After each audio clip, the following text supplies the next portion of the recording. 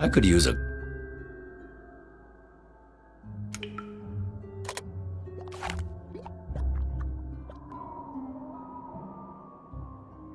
broken machine.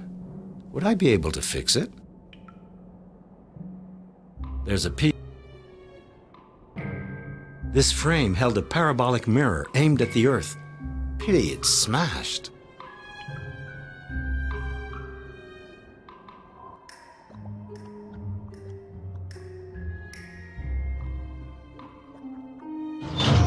And thus perished Michel Ardan, because he stepped into a lunar elevator shaft without checking if the elevator car was there.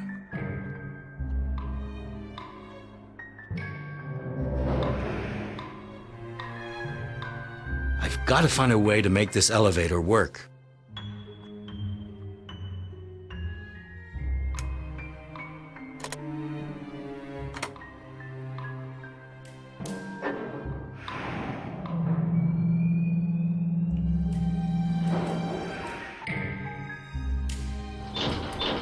The elevator carries Ardan far into the depths of the moon.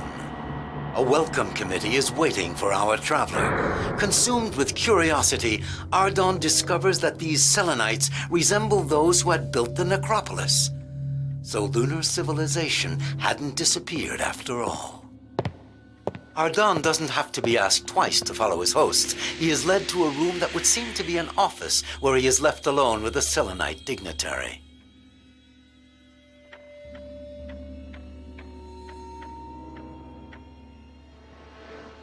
Well, Earthling. Disturbing the peace in our woods and countrysides wasn't enough for you? You even had to penetrate our mountains to sow discord and chaos? But you speak my language. Of course. As a dignitary of the Second Circle in the service of His Flamboyance, the Supreme Ruler, I can access a quantity of knowledge. How did you learn that I came from Earth? It's obvious. We Selenites have been acquainted with Earthlings for some time, and that's why we considered it prudent to place you under close surveillance. As soon as you got here, a tiny insect landed on your clothing. It keeps us constantly informed of your comings and goings. Don't bother removing it. We have a myriad of them at our beck and call. They fly everywhere and examine every new object they find, so nothing escapes us, neither on the surface or underground. Oh, dignitary, it is hardly courteous to spy on foreign visitors. You dare to speak to me of courtesy? You'd barely arrived when you were already guilty of throwing dangerous objects, pollution of the woods, and grave robbing? I conclude from this that you are a savage, scarcely evolved from the state of the lowest animals, like all Earthlings. That's a very severe judgment. Do you think so? The insect spy you're carrying around constantly measures your intelligence. To give you a lesson in modesty, I'm going to make your score visible to you. Your intelligence meter displays a value calculated by a method that is objectively Selenite.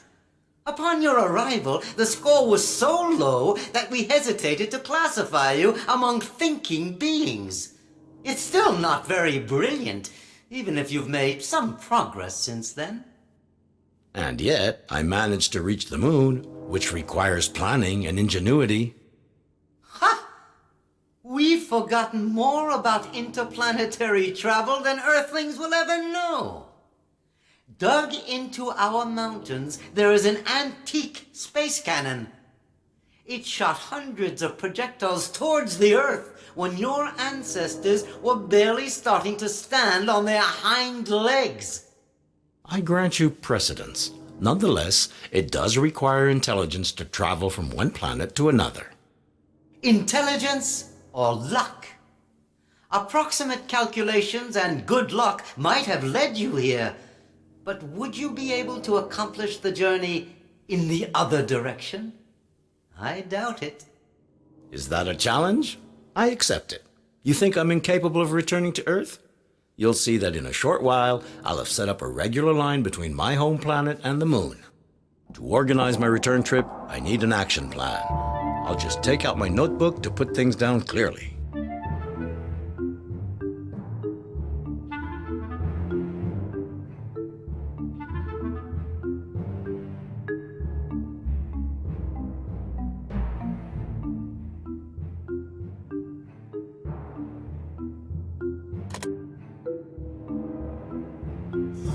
It's a perfectly verified fact. The first crossings were undertaken by pioneers inspired by a mystical impulse. They were the ones who dug out the first space cannon in the Lunar Mountains. They quickly made another one on Earth, thus allowing regular exchanges between the two planets. A few centuries later, we tired of that pastime. We abandoned any inclination to travel and drew back into a sort of isolationism, much more suitable for an adult civilization. History as I learned it never spoke of your passage on our planet. That's hardly surprising. We gave a great deal to human beings, but they have no memory of the benefits they received. Ingratitude seems to be a constant feature of human nature. You really do have a poor opinion of us. During the age of voyages, we tried to educate you. In those days, it was quite the rage to have a human as a servant or as a pet. Your manual dexterity and your talent for imitation can make an impression for a while, but your native brutality will always prevent you from becoming truly civilized. And yet, while visiting one of your temples, I discovered that at one time you worshipped the earth. That was before we knew you Earthlings. We worshipped your planet when it was inaccessible. Our devotion ceased when the age of disillusionment followed the age of voyages. Today we avoid dissipating our efforts and concentrate our energy on the interior. We don't leave our caves unless it's absolutely necessary. The mere fact of going up to the surface is considered vulgar. The information you seek is truly precious. My dignity prevents me from giving it to you without some monetary consideration. How much do you want? More than you have. Ask your question again when you're wealthier. Naturally. The laboratory is on level 1, where there's also a Lumen production unit. Even lower, we have a room devoted to the ancient techniques of the Age of Voyages. I need to get into those installations in order to prepare my return journey. How can I do so? By plugging the proper hierarchical keys into the control panel of the elevator.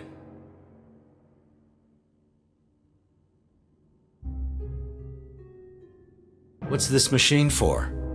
It's a harmonic educator. It enables you to practice your comprehension of spoken Selenite by memorizing the sounds regularly associated with our ideograms. You cannot profit from the harmonic educator if you don't know the fundamentals of our writing. So start by using the reading screen on my desk. What's this button for? It turns on a reading screen used to teach our descendants when they've just hatched. What's this button for? It's the request bell. It allows every Selenite to obtain a hierarchical key on a level corresponding to his merits. What purpose do those keys serve? Symbolically, they confirm the rank of the individual carrying one. From a practical point of view, they enable him to open doors, to use the elevator, to turn on certain machines. But why all these locks? Are you afraid of thieves? Not at all. Theft, in the sense you give to this word, is foreign to our mentality. Our codes and locks are there to keep out the ignorant and to reserve access to certain installations to the wise beings capable of taking advantage of them. Very interesting. Could I obtain a high-level key? I know that you already possess a level 0 key obtained in very dubious circumstances. If you think you deserve better, follow the normal procedure and ring the bell. What's this button for? It turns on a distributor which enables you to procure all sorts of objects at a reasonable price. A machine to shop with? How novel. And if I want to sell something, can I use the same apparatus? No, Earthling. I take personal care of that. If you want to sell an object, show it to me. I'll make an estimate and offer you a suitable price.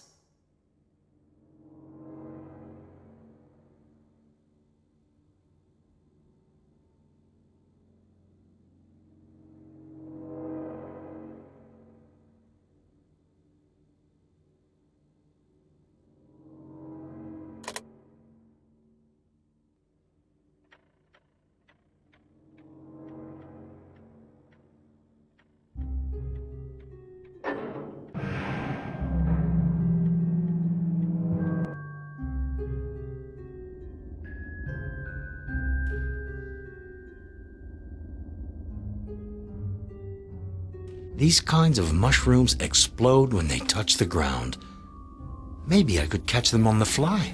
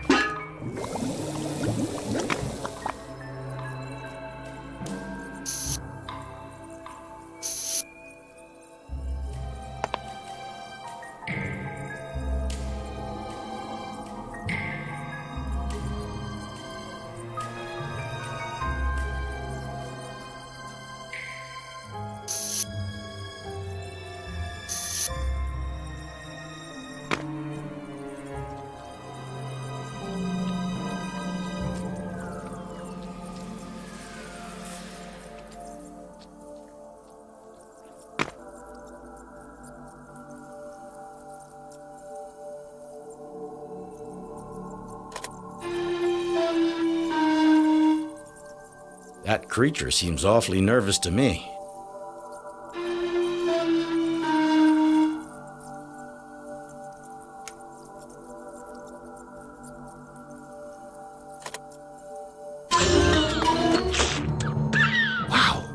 thought I'd be slashed to ribbons. If only I could find a way to calm that creature down.